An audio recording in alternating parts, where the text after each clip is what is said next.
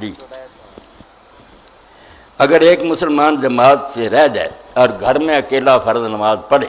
تو اسے تکبیر کہنی چاہیے یا نہیں؟ بہت عمدہ سوال ہے یہ، صرف جو جماعت سے رہ جائے اس کا نہیں ہے، میری بہنیں بھی سن رہی ہیں، آپ بھی سن لیں، اس مسئلے سے علم والے لوگ بھی غافل ہیں، حالانکہ یہ سارے مسلکوں میں نماز کسی شخص کو بے شک وہ جماعت سے پڑھے یا اکیلا پڑھے، فرض نماز بغیر تکبیر کہے نہیں پڑھنی چاہیے، کوئی بغیر تکبیر کہے نماز نہ پڑھے۔ ایسے تابعین بھی ہیں جو فتویٰ دیتے تھے اگر آپ لوگوں نے اقامت نہیں کی اور نماز پڑھ لی نماز ہی نہیں ہوئی، دوبارہ پڑھیں۔ اقامت ضرور کہنی ہے، اور اذان بھی اگر کہہ لیں تو بہت اچھی بات، اونچی آواز سے کہنے کی ضرورت نہیں، اذان کے کلمے کہہ لیں، دعا کر لیں، بعد میں اقامت کہیں۔ اللہ کے رسول علیہ السلام نے فرمایا اللہ اس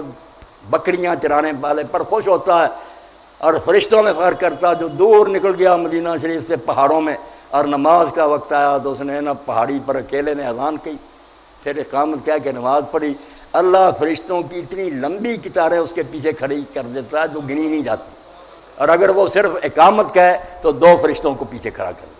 اب ام المومنین عائشہ صدیقہ رضی اللہ عنہا کا پڑھیں، وہ فرماتی ہے ہم عورتیں بھی اذان کہتی تھیں، ہم عورتیں بھی تکبیر کہہ کے نماز پڑھتی، مگر یہ سنت مٹ گئی۔ بڑے بڑے عالموں سے جب میں نے ذکر حیران ہوئے، میں نے کہا نکالو فقہ کی کتابیں، وہاں نہیں لکھا کہ ایک آدمی تنہا بھی نماز پڑھے تو اقامت کیا کر پڑھے۔ آپ بھی حیران ہوئے کہ گم ہو گیا یہ مسئلہ۔ تو ہر شخص جو ہے نا اگر جماعت ملے تو ایک کی تکبیر ہی سب کے لیے کافی ہے، اگر رہ گیا بدقسمتی سے آپ اقامت پوری کہیں،